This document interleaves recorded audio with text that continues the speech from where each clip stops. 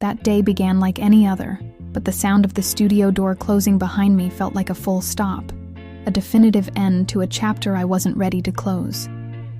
I walked out holding a small box filled with scripts, notebooks, and pens, the physical remains of my dreams. The green sign of Aurora Studios still shone brightly behind me, almost as if it was mocking me, a glowing reminder of the place I had poured my heart into, the place that had just let me go. The reason? They said my stories were too good to sell. I still can't get over the irony of that.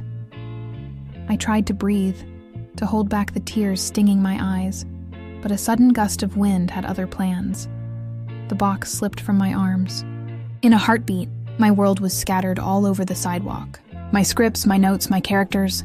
I dropped to my knees, desperately trying to gather them, to piece my life back together. I dropped to my knees, desperately trying to gather them, to piece my life back together. And that's when I saw a pair of hands beside me. He bent down and picked up one of the pages.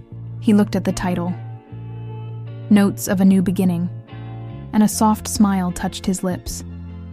In that moment, I felt completely exposed, as if he had read a secret diary I wasn't even ready to write yet. He helped me pick up every last page, and right there, in the middle of that small, embarrassing chaos, we started talking. I found out that he too had been fired that same day. He was a composer, writing scores for films. He told me he wrote music for scenes that didn't exist yet, and I thought that was one of the most beautiful things I had ever heard. I told him I wrote stories while listening to music that hadn't been composed yet.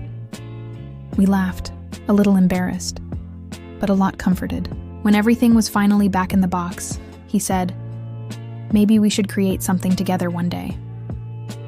All I could manage was a quiet, maybe, when I learned to believe in happy endings again. We said goodbye, and I was sure I would never see him again.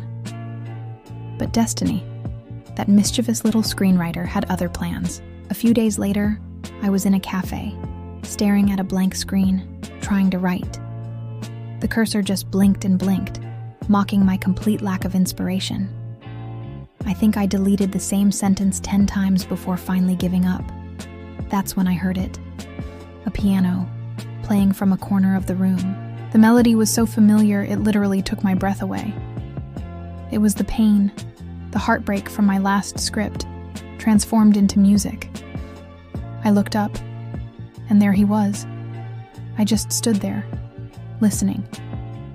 With each note, it felt like he was translating my deepest feelings without even needing to know me. I walked closer, and when he saw me, he smiled with that same calm expression that had disarmed me on the sidewalk. He told me he'd read my script and just had to turn it into sound. And he did. In that exact moment, I felt something shift inside me. For the first time since being fired, I felt alive. We started meeting up. At first, it was just to talk about music and writing. Then, it became about blending them. We'd spend hours trying to match the perfect words to the perfect melodies. I'd write scenes, and he would build their entire sonic world. Sometimes we'd argue over the smallest details, and other times we'd laugh so hard we'd completely forget why we were even meeting.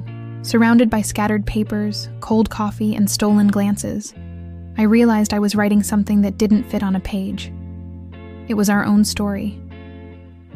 With what little we had, a phone, an old camera, and a whole lot of exhaustion and hope, we decided to make a short film. We called it Notes of a New Beginning, the same title from the script that had made me cry on the sidewalk.